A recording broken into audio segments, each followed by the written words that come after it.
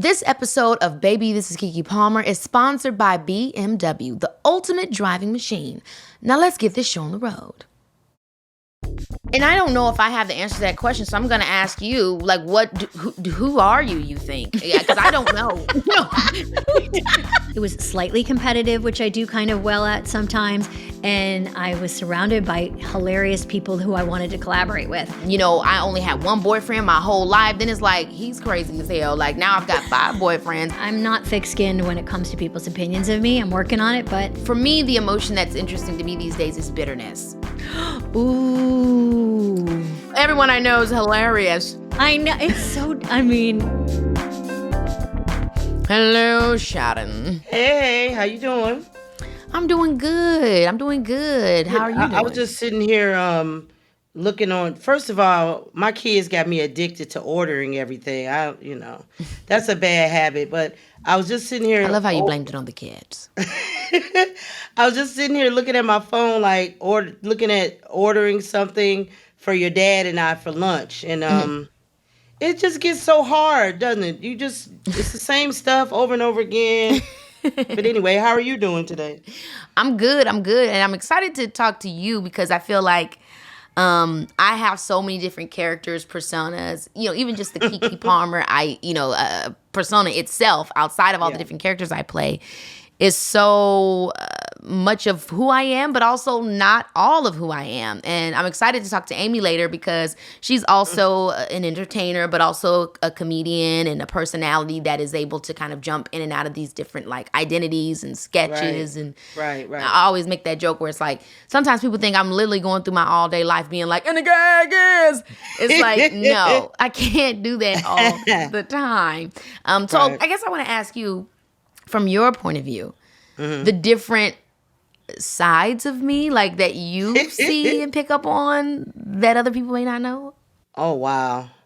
Well, like Boss Keke, the one who's like strategizing.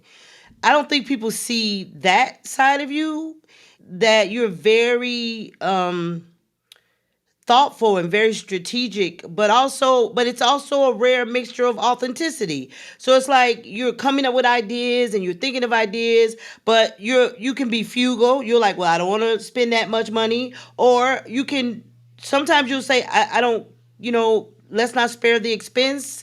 I think that Keke is a side of people that's a side of you that a lot of people don't get to see, that you're actually very smart and very thoughtful and strategic. Serious is what that also. I can be super serious. Yes. And then I think you could be really silly, like your father, like really silly, like putting like rabbit ears behind people on the elevator, like strangers. We could be on in New York on Madison Avenue in a building, and we don't know anybody on this elevator, and you'll put rabbit ears behind them.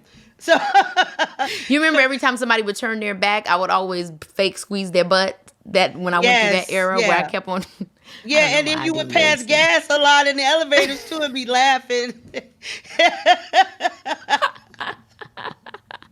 So I think that just that you are innately, naturally a fun person. You want other people to have fun, and that makes you sad. Like if you're around people that are angry or upset about things and you don't understand why they're upset, that can sometimes change your mood because you're such a conduit for the energy. I think that's what makes you such a good entertainer, is that you are very perceptive and very aware of people and their different moods and their different energies. And sometimes you can be a part of the sadness or the negative stuff that's going on, and that affects you. I think that comes from me, again, and this is also why I feel like I am an entertainer, is I do want to try and make people happy. And I mean, that's not like really a job that you can have. And I think I don't know, at a very young age, I felt like there were always so many things that were out of my control that I couldn't really fix or make people feel better about. Yeah. And I always felt like, well, if I'm around you or if I'm going to be in the room, I'm willing to be the court jester. I'm willing to be the clown. I'm willing to be the entertainment. Right. Just so we don't have to feel this heavy energy. Right. You know what I mean? And I think I've always been that way. It's like, not like it's a persona persona, but it's like a tool that I use to try and make things lighter for people. Even when, people talk about me hosting the Met Gala, it was also an intense environment. Like I felt the energy of people, this is their first time and this is a really high event and everybody is coming and showing their look. And it's very vulnerable in a lot of ways. It's an interpretation of fashion, and fashion can be quite intimidating. And right. So my big thing there was like, well, let's just try to just laugh. Like, hey, let's have fun and let's let go and let's try to make it as lighthearted as possible. So I do feel like, especially my comedic persona, as it started to evolve and develop more as I, starting with my social media and stuff when I was like 18, 19, 20, it was coming from a place of seeing that there was also so much stress. Like I think I'm the kind of artist where I really respond to society and my generation. Like I'm on the internet and I'm talking to people and I'm feeling the energy of what the vibe of the world is. And that informs what kind of art I want to make. And I think that's why I also started leaning so much into comedy, because I feel like everybody was just so stressed out. Everything felt so anxiety and depression and whatever. And so I was like, well, let me be a clown. And the gags, or, I just wanted to try to add something that could give a release, because at the end of the day, I'm not going to be able to solve, I'm not going to sit up here and do no PSA like, look, I know how to fix America. But you got that honest though. That's one of your dad is like that.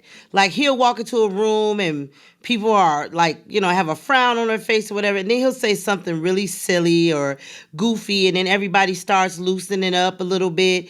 You guys are good with difficult people. Me, somebody says that person is difficult, I'm like, I'm gonna take my ass the other way then, because I don't feel like being bothered with difficult. It's so funny because I feel like you have so many different personalities as well. Right. Like as a kid, I thought you was just like so mean and stank to everybody. Like, I just felt like you was just so damn I love the mean. stank. Mean and stank. Seriously, you was so mean. It's not like literally the smell stank. I know what I mean? Like no, you mean like attitude. A stanky attitude. Yeah, like you would be just so dang mean, stank. Don't nobody touch me. Like almost arrogant. Like I felt like you had this kind of energy that really was just like, oh my gosh. But as a little kid, I seen it, but it wasn't necessarily totally projected on me. I just knew that that's how my mom is, but I just still loved you down so much. But I was just kind of like, she'll cuss a motherfucker out in a minute.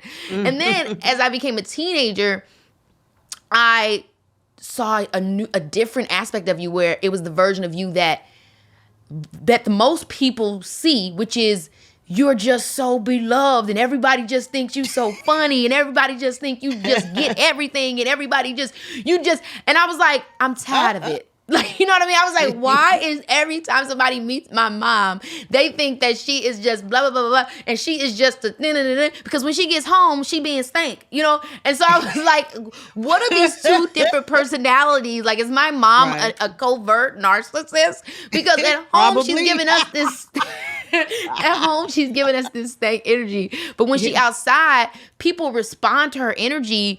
It's like your energy will liberate people. All of a sudden, everybody tells you all their business. They be just like, oh, you so real. Like, so how do you see that for yourself? Well, you know what? I do have different personalities. And I think it's because I grew up in a beauty salon. I grew up in a place of business where, many different personalities came in, and I watched my mother do many different personalities. Like she would look at her appointment book and she's like, oh my God, so-and-so is coming in. She's going to talk about her husband and how he cheated on her. So let me get ready for this. And then she would go, oh, my, Jackie, my school teacher friend is coming in today. I watched my mother change characters per her customers, So I thought that was very clever of my mother. For you, I'm curious, you're from Chicago, your daughter wants to be an entertainer, you're from a small town, haven't had too much experience outside of that. Yeah. I go to California, you come with me, our whole family goes, you're trying to make it happen. What aspects of your personality or your persona did you have to change or lean more into to help you evolve in those new ways of your environment? Okay, that's a good question. I think I had to lean into my research. Like, I just really started researching a lot about what we were doing, right? Like, why did other parents do this? What aspects of your personality changed or were enhanced through all the research? I think for me is I was not afraid. I had a lot of fear. Sometimes I wouldn't speak up or say things because, I didn't want to be misjudged, right? Like, I'm a heavy set black woman. I'm a overweight black woman. So when I walk into a room, there's already people judging me. Oh, wow, that's her mom, or what is she gonna say? Big black woman, huh? She's a bear. That Girl, I'm like, that's I'm not a crazy. bear. I'm not a bear. I realize I'm overweight, but I'm good, and my husband loved my fat ass. So you ain't gotta feel sorry for me. Sharon. I'm working on losing weight. I'm walking my 2 miles a day. But at the end of the day, I did not want. This is the thing I can say. I never wanted to be the cause of you not being successful in the business. I never wanted anyone saying, I don't want to work with Keke Palmer because of her mother. So I was very careful of that. But I was not a pushover either. And anybody that could tell you, I didn't go around cussing people out. That's ridiculous. But anyone that I did cuss out, better believe they deserved it. Better believe they did some stupid shit that warranted me to say what I said to them. And that's all I got to say. It's interesting because what you're saying that, about the fear piece and then the research and then kind of who you had to be the example of what you wanted me to one day be. I mean, That's, I think, probably parenthood in a nutshell. Because I agree. I have that experience with Leo where things that I would have what I would have done before, or things that I would have been okay with or would have let go by, are things that I can't do, don't want to do, and I'm pulled to be better than because I want to be an example of who he needs to be. So it's like, I think that's an interesting thing that parents when you become a parent, you create a new persona.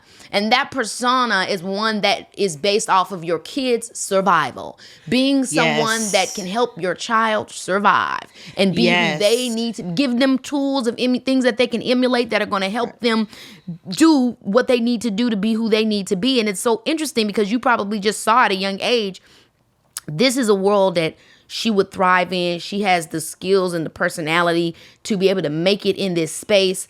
I need to teach her what a tool chest is, and then I need to help her fill it up with the right tools for the box. Amen. Okay, everyone knows that Amy is hilarious, and I'm really excited to get into this type of conversation with her because I think everybody that has that comedic vibe also has a very deep, serious, and emotional space because I think that's where comedy comes from. So I'm excited to talk to her and see what she has to say. So anyway, thanks, Mom.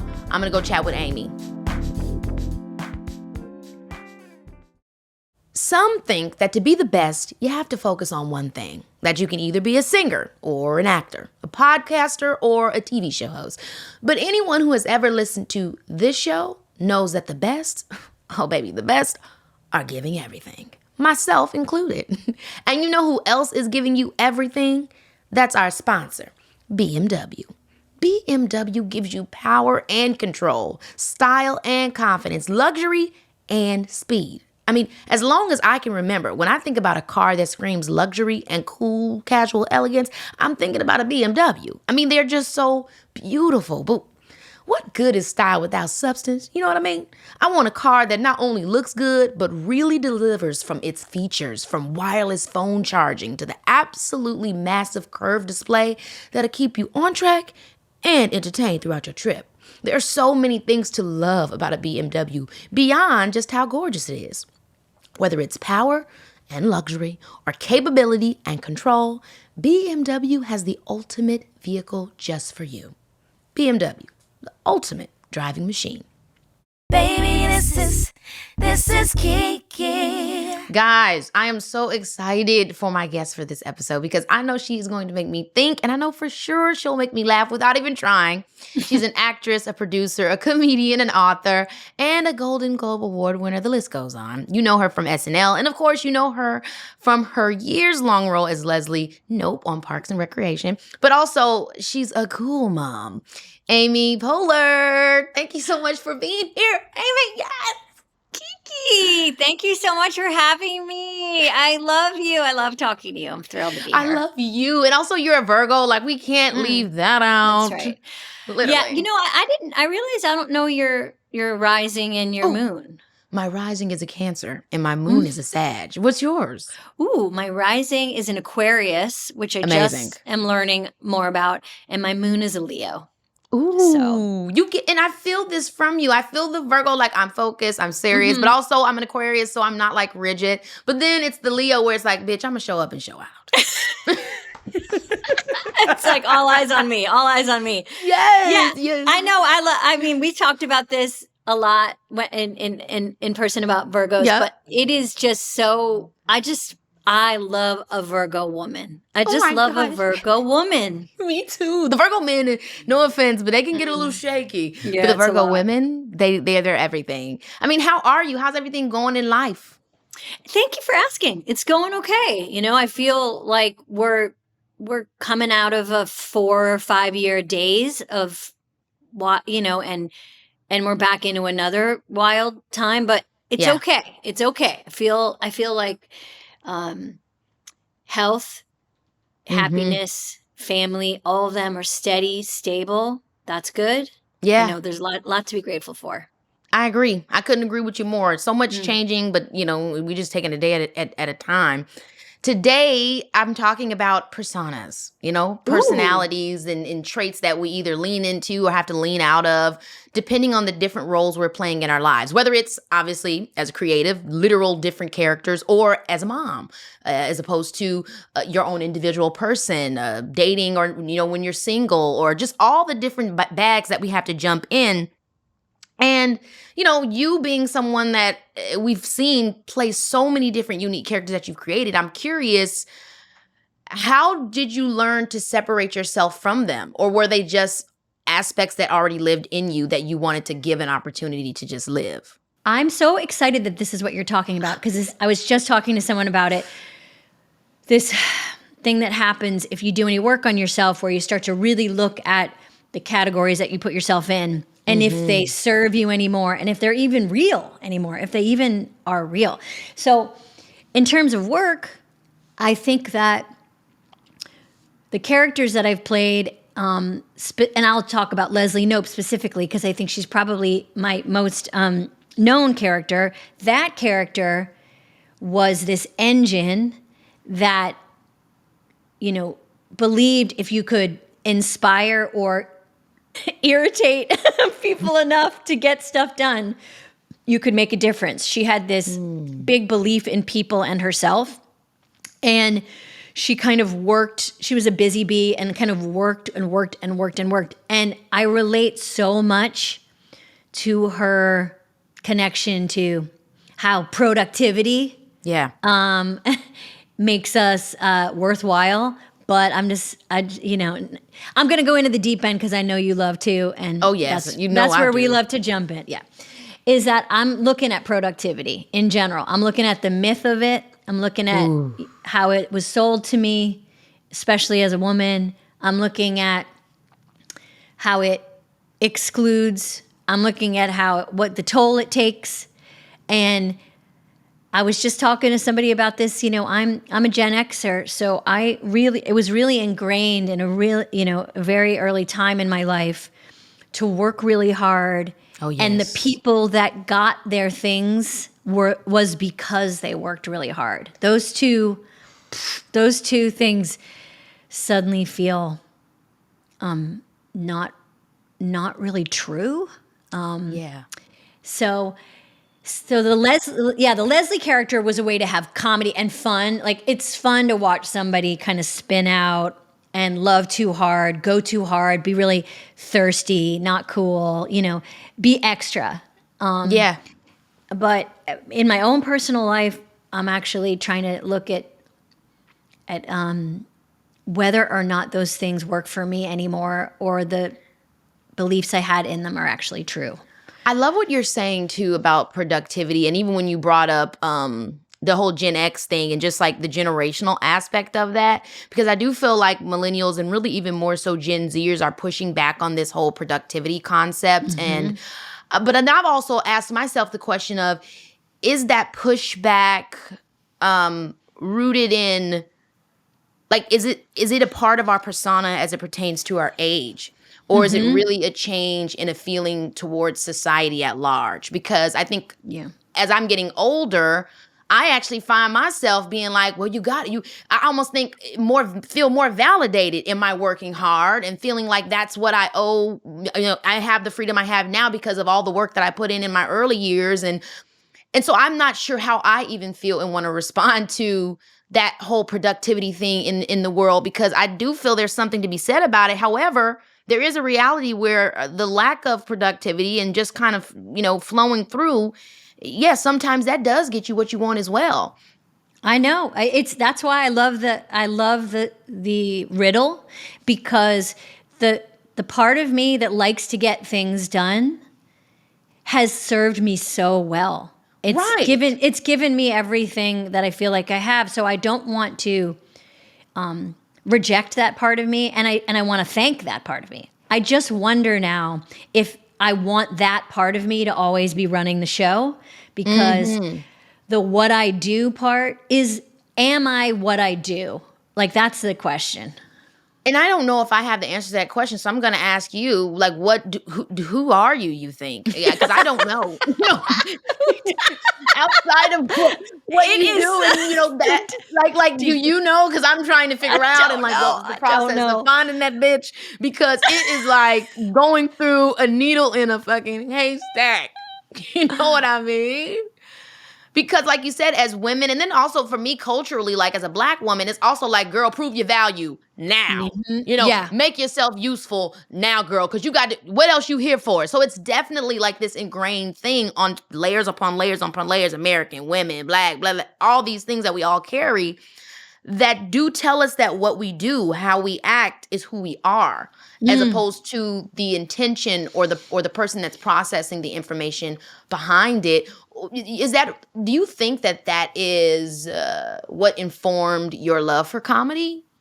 Yes, I think in the beginning, when I started out, I really had to try to figure out, I had to try to, forcefully kind of carve a space where I felt like I belonged and I was part of a group. I started in sketch and improv, and there was a lot of ensemble work and a lot of like us together and that feeling of being on set and making things together. And I really wanted to kind of carve my way through. And now I do think that there's a softness that comes as you get older if you're doing the work, where you realize there's just a lack of certainty. I was really certain about a lot of things when I was young. It was in my 20s. I really made big, bold decisions that felt like that I was certain about them. And now I'm less certain. And I think that's okay. I think I don't so I love your question of like, who are you? Is like,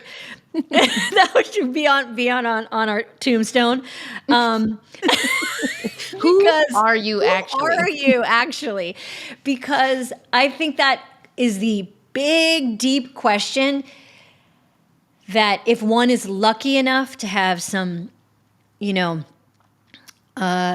peace of mind, or even just safety, if you have safety in your life to be able to ask it, then I think the questions become less clear. That's kind of the torture / beauty of all of this work. And do you think that we kind of have more of an opening to that, or an acceptance of that, because we know how interchangeable identity is through our characters? Like this, the truth is, everybody, not just actors, everybody plays a million different roles. You're different at work than you are with your friends. You're different when you're in your 20s than when you are in your 40s. You're different when you're with your parents than when you're with your kids. Like we all are playing different characters. I don't know that everybody is always aware of that. But as an entertainer, when you become Leslie, or when you become, Amy, or when you're a new character in a sketch. So do you feel like that has in some ways made it easier to accept the identity shifting, and that maybe that's the reality of life? Or do you think it's made you want to kind of hanker down more and try to define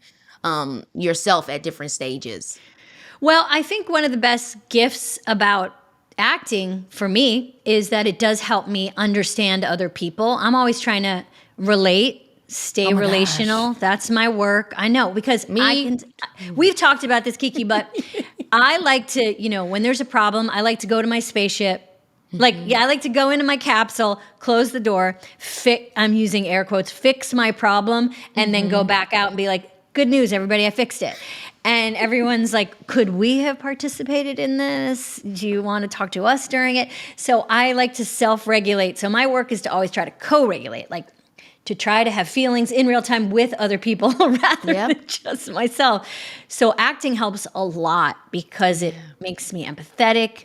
I can feel, like playing Leslie, I got to feel a lot of big feelings in real time with other people. And I've said this before, but doing comedy, I think, lengthens your life. I think it actually adds years to your life. If you can laugh in real time with people that you love, I think you've added years to your life. So it's like the opposite of smoking. So if that did feel, I was able to have real feelings in real time with people that I loved. So acting helps me get there because I can't always get there on my own. I have work to do in that space to do that.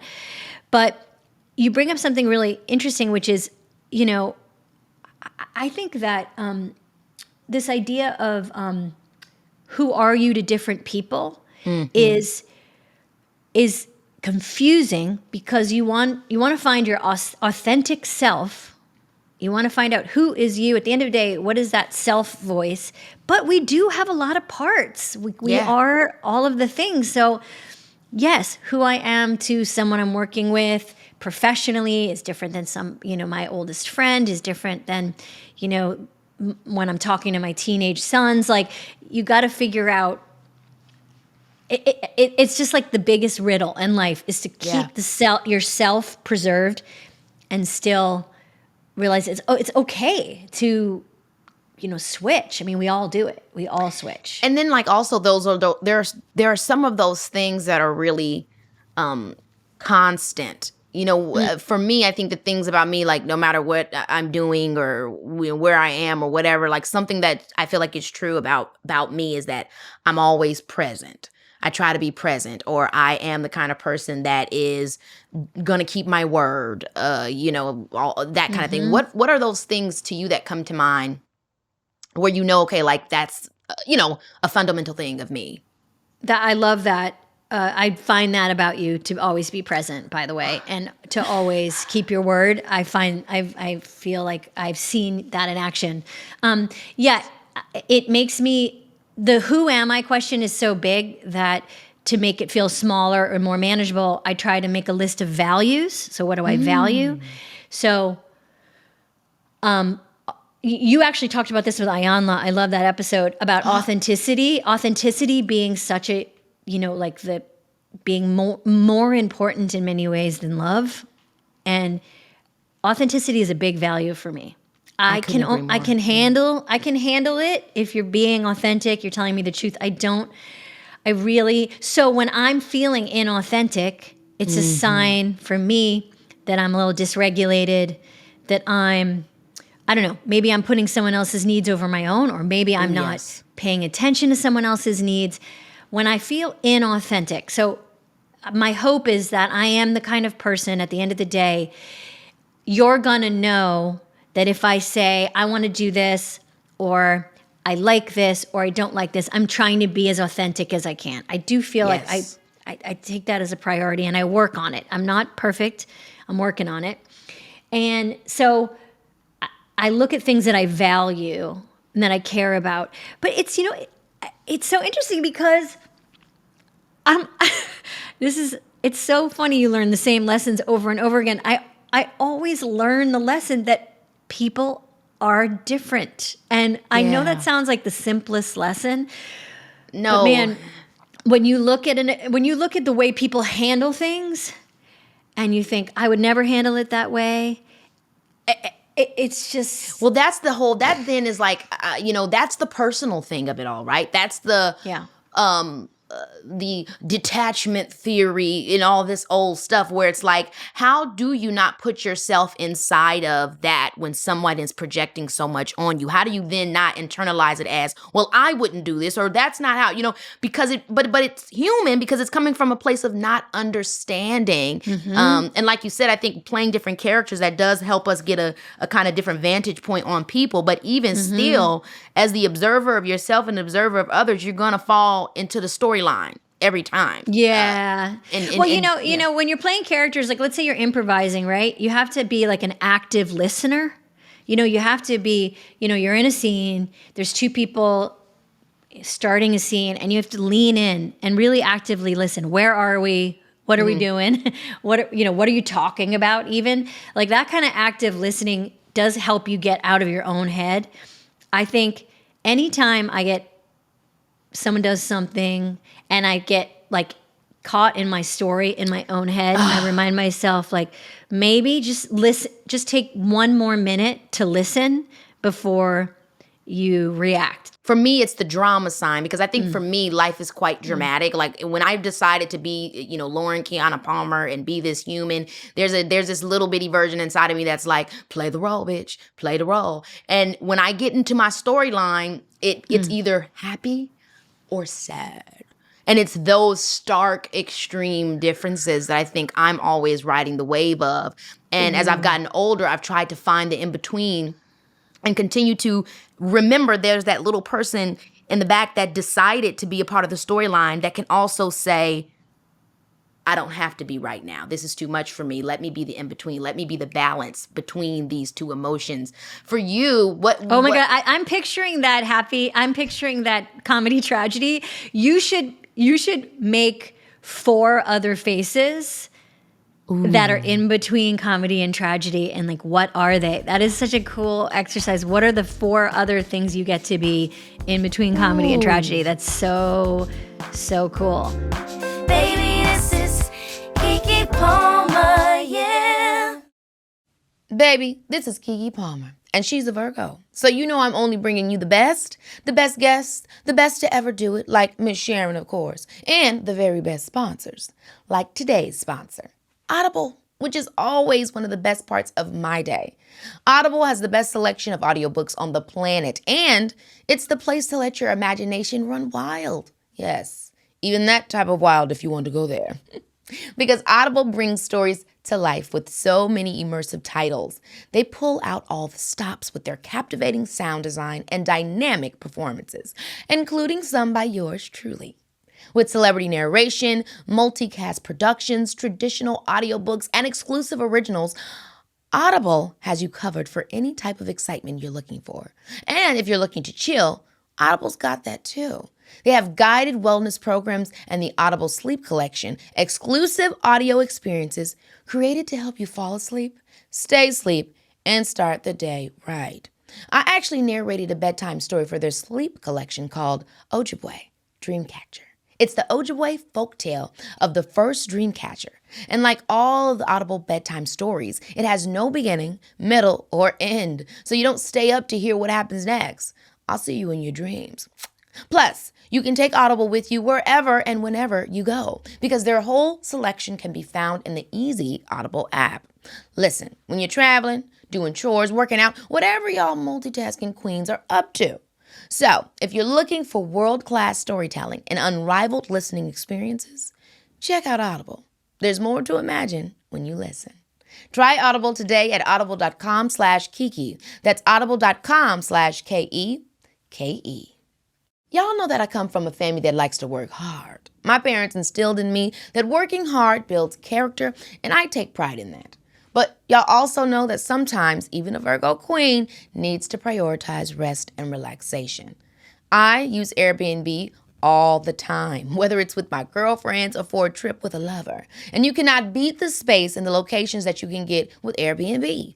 My favorite favorite Airbnb of all time was one of those bubble houses tucked away in the Joshua Tree Desert with the most delicious outdoor jacuzzi situation. Oh, imagine the most private and posh human-sized fishbowl you've ever seen in your life. It was the perfect combination of luxury and quirkiness with the added bonus of the most amazing views. Your girl loves the finer things in life, but make no mistake, I'm also a Midwestern girl, so I love a little indoor-outdoor moment.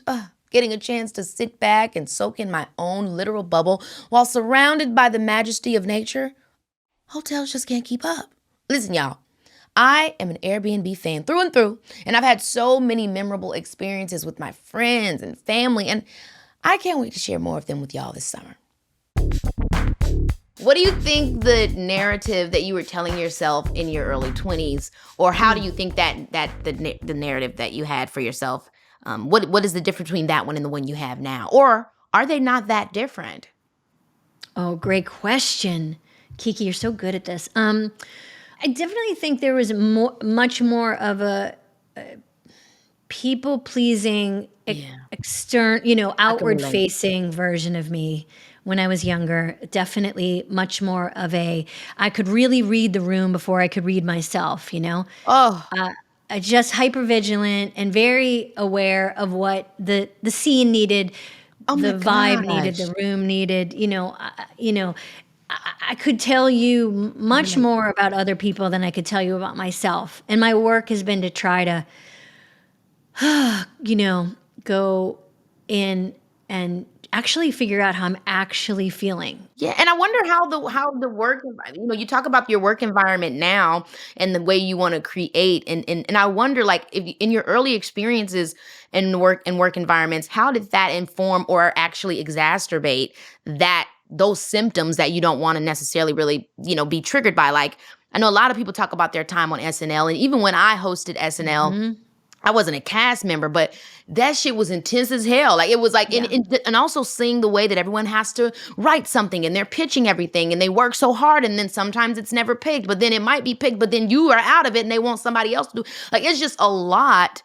The system in which it works, it just has no other choice but to be stressful. How was your time on the show, and how did that also kind of inform how you existed at that time? Well, SNL is like a comedy emergency room, and my skills worked really well there because I love to collaborate. I'm pretty good at not taking things personally. I had a lot of energy, and I kind of figured out, to make it through this, I'm going to have to find a way to every week feel like we're starting again. I got to believe that I deserve to be here. I just have to have confidence. Confidence is huge. And even if it's false confidence and you're totally fooling yourself, so much of the part of the job is just believing you deserve to be there. It's just such hard work if you're already starting. So those skills I had nurtured. So I felt like it was a great job for me in that way, because it was energetic, it was slightly competitive, which I do kind of well at sometimes, and I was surrounded by hilarious people who I wanted to collaborate with. It's a wild ride, and it was, a crazy lifestyle. Yeah. And as soon as I had a baby, I thought, there's no way I can do this. And do you think it's the same now? Like, has it? I mean, I think it's changed. It's changed. In what ways do you think? I don't know. I can only speak for what I think because I'm not there, obviously. But I think things have changed. I think even the way production happens there, it feels like it's changed a little bit. And this is going to be the oldest thing I say in your podcast. But we weren't on our phones when we were there. I didn't bring my. Now it's really being present is harder. It's just harder to be present. So I think that is a big change. Yeah, I think so. And the way that people feel like I think when it comes to like a show like SNL, like you really have to put all your attention there and focus in on that. But when we live in a society where you have social media and there's so many other aspects and ways to be seen, sometimes you're like, well, I'm not going to give I'm not saying anybody think this, but you kind of are put in this position where it's like, well, this sketch is for my page, or this sketch, or this idea is for this or that, so I could imagine that it could be difficult because a lot of people are, I'm not on SNL, but in many ways I run my page like a sketch show, all my characters. And so I do think there's so many different avenues where focusing on what's in front of you and not knowing when and where to kind of touch outward become a weird dance. You have a TikTok page. Yes. Yeah. I mean, and I love your TikTok page. How did you decide to be like, I'm going to be on TikTok and I'm going to give people some content? Like, you know what? It's hilarious how big of a decision it was for me, and also who cares? Believe me, I know who cares. Who am I? Who cares? But I've never done social media, and I loved that I wasn't connected that way. It just felt right for me. I don't have Twitter, I don't have Instagram, I don't have Facebook. But then COVID happened, and I was watching TikTok in my house in 2020 and feeling super inspired, very connected, and I just started using it as a way to honestly get inspired and feel less alone. And I thought, well, I can't keep using this thing and not contributing to it. So I tried it, and it's been so fun. I'm just trying to do it for fun because, it's just dumb fun. I mean, I think coming out of these 5 years, people really want some dumb fun. Yeah, they do. I mean, if that's the least that I can give you, I can do that. You know what I mean? Like, I cannot save the world and solve your problems, but I can entertain your ass, okay? I will give you that. But it's so true to whoever you were speaking to, like, when it comes to you. And I think that's the thing with the internet that everybody tries to find the balance of, because I'm the same way. I'm a relational person. I like to connect. However, as much as the internet and social media can be a great connector, it can also be a great disconnector. So it's this knowing of how I want to be like if I'm going to use this space, I want to be somebody that's not abusing this space. And that's just coming from a place of just doing some shit and, trying to get views. Like, I really want to say something, give something, offer something, and so I feel like, I get it, for it to be that thought process, because I wish that more people thought about it like that, because I think, I'm pretty sensitive. I'm not thick-skinned when it comes to people's opinions of me. I'm working on it, but, it was hard. It's hard to get random, to make a project and then it's like passing your baby around. Like who wants strangers to hold your baby, Seriously. It's like, But I definitely now anything I'm resisting, like I'm big time resisting, I like to look at now, because I'm resisting, like I'm really, really resisting engaging in social media. It's like, interesting. Why? I do that especially now when it comes to relationships, especially after having my son and just, relationships going this way or that way and ending places that you didn't necessarily expect, and just how all that stuff evolves. Like, I think that's a big thing where as we get older, as women, and we're like, is a relationship for me? Do I care about getting married? Like, my personality has changed so much in terms of who I thought I was. Like, at 18, I was like, I'm going to be married at 25. You know what I mean? And then it was like, I only had one boyfriend my whole life. Then it's like, he's crazy as hell. Like, now I've got 5 boyfriends, and now I'm already 27. And I ain't even realized that I need to pick one. Like, it was always this different thing. And so it's really interesting how our experiences continue to challenge who we think we want to be. Yes. I mean, delicious. It's delicious because that's life. Like, you're alive. That's happening. What can you tell us about Inside Out 2? Because it's been 9 years, girl, since the last one. And I have been waiting on it with bated breath. Well, you're going to cry. You're going to laugh. It's really funny. It's so good, Keke, because what they did, Pixar, they're geniuses. And, what they've done is they pick up where we left off, and our character, Riley, the girl in the film who we're inside her head, she's turning 13. And the difference between 12 and 13 is deep. She's caring about how she's seen, kind of what we're talking about. She's having to figure out if she should separate from some friends. She's got this opportunity that she doesn't know if she should take. She's dealing with all this stuff. And so what happens is new emotions show up. And they're complicated. They're, anxiety, embarrassment, they're envy. And they show up and you kind of, the old like regular emotions of like fear, anger, and joy get pushed to the side, and they have to kind of fight to get their way back in. And I relate because Wait a minute. That feels like such a commentary on pseudo emotions. Like I might not be explaining it right, but in my, experience with therapy and everything, like embarrassment and or like jealousy or whatever these, things, the idea is that those are the pseudo emotions to what those are covering up what you really feel, which is actually anger or sadness. Like that's really what you're feeling. It's almost like looking at things as primary colors, right? Those are the primary colors, and you have to get through all of that. Like bitterness is actually, I'm hurt. You've made me sad. Resentment is actually, I'm angry for what you did and I didn't let it out. And so that is like, who the hell is on the board of Pixar and Inside Out? you're blowing my mind. Them.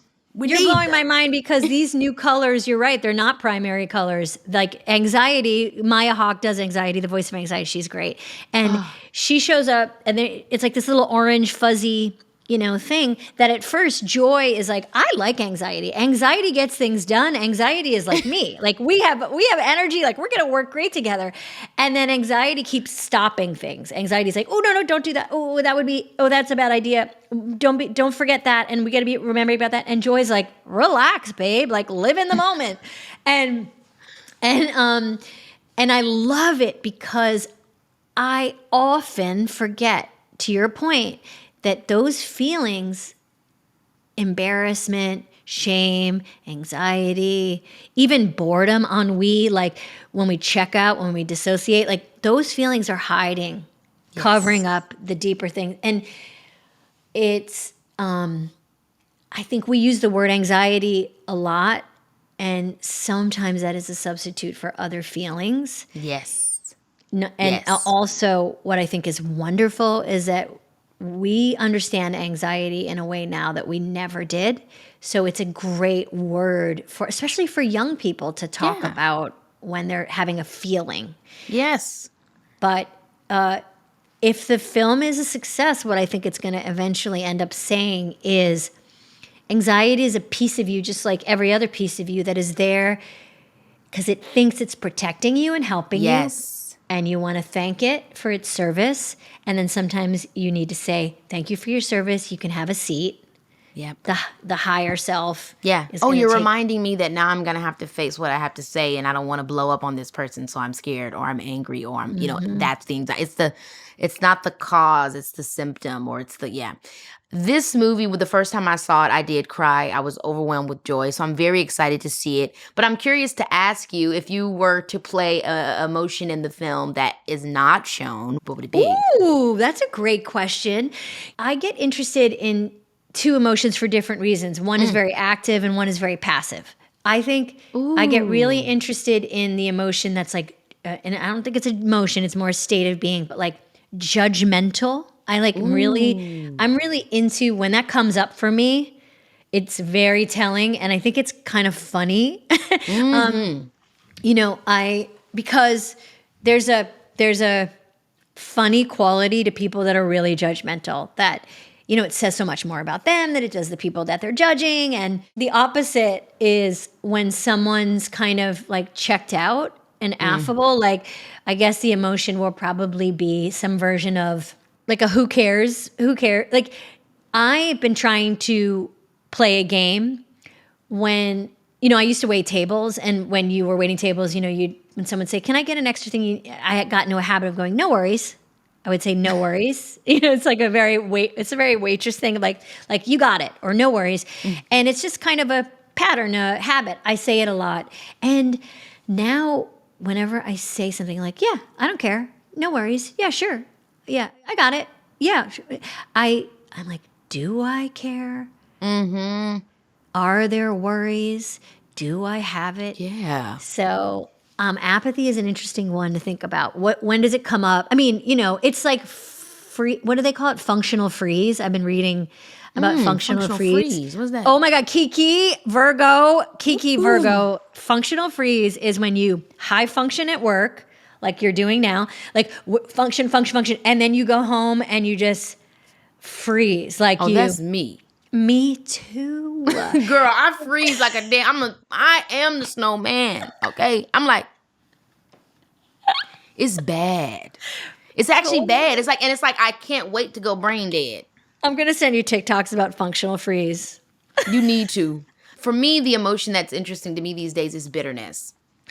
Ooh. Because it's like in my mind, it's like it almost is like this bitterness is like a frustration with self or the shame in having hurt that you don't know where to put it. And so it makes you bitter, like, and it feels like it's a personal thing. Like the bitterness is towards you not knowing what to do with hurt that only can really go away in time, but not letting the bitterness like make you jaded. It's something I've really been observing. Oh, wow. I'm picturing it, and it's like hurt is bitterness that's been left out in the rain. Like no one has tended to it. No one has tended to it, but really the gag is the someone that needs to tend to it is you. Well, that's the problem. Who am I? Who cares? Really? What do I want? But it's like, that's the part where you're like, I got to do everything. Everything is an And that's inside the- job. Girl, and Everything's an inside job. And that will make your ass bitter as hell. Seriously. Because it's like, fuck all y'all. Because ain't nobody helping me with shit. And I'm done. Because guess what? Who cares? And now I'm apathetic. So don't worry about it. No worries. Motherfucker. Like, seriously. That is how it feels. True. Girl, that's I so feel crazy. it. I feel that. So, yeah. Well, Amy, I've had the absolute best, most amazing time with you, and I'm going to try and wrap it up. But before you go, do you mind playing a quick game with me? Oh my gosh, yes! I love games. Okay, I'm going to put my glasses on for this game. Okay, this one is called Questions That Need to Be Answered. Now, I'm sure you could guess how it works, but just in case, I'm going to ask you questions that the fans are dying to have answers to. And your job is simple. You just answer the questions. Ready? Okay, I'm ready. Which comedian has had the biggest impact on your comedy? Oh, wow.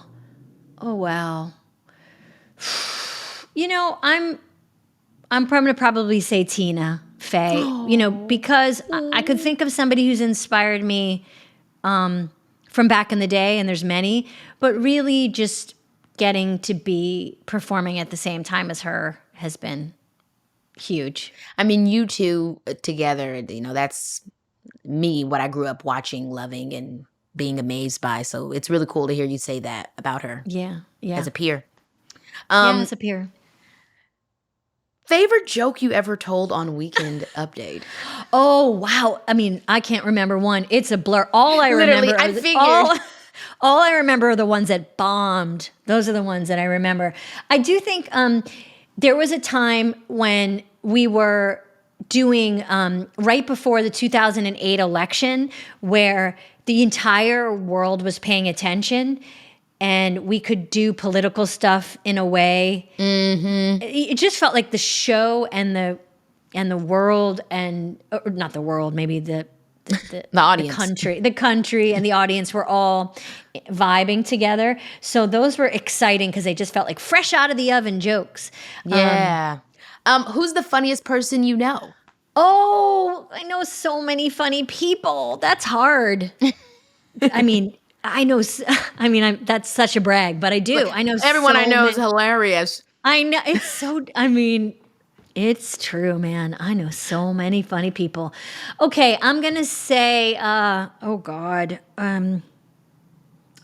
this is so hard. Even if it's awful. someone we don't know. You know who comes to mind is I had a grandfather who was really funny. He was like a performer and just in like local performances, and he would write funny plays and songs, and he would just do a bit, like when we came over to his house, he would pretend like not to answer the door. Like, he just was a good teaser, and he was a jokester, and he was a fireman, a World War II vet, and became a fireman, and just wrote plays for his firehouse. But I think had a really funny gene, had like a bunch of hats and costumes that we would do bits with, and he painted signs. I know, he was one of those greatest generation kind of grandfathers that he died when I was young, and I would have loved to have shared in his comedic mind. So I'm gonna say Gunka, my Gunka was really funny. Blessings up to Gunka. That's the sweetest thing ever. What's one word you would use to describe co-parenting? Ooh. Great. I would say a word to describe it would be dynamic. I love dynamic. Word. Always changing, and really important. Needs a lot of focus and energy, and when done right, feels like a huge win. Like it feels like everybody wins when it's done right. In the words of, I forget who said that, nobody wins when the family feuds. So I love that. That was probably Steve Harvey, I'm assuming. Please, not Uncle Steve. Oh my gosh, Steve kills me. He's so funny with those teeth. Okay, you have a chapter. You have a chapter in your memoir called Obligatory Drug Stories. Mm-hmm. I'm very curious if you can share one of these crazy nights with us. Well, I kind of talked about how back in the day, I think I had a couple nights where I made bad choices, and those days are certainly behind me. But let me see if I can share one night.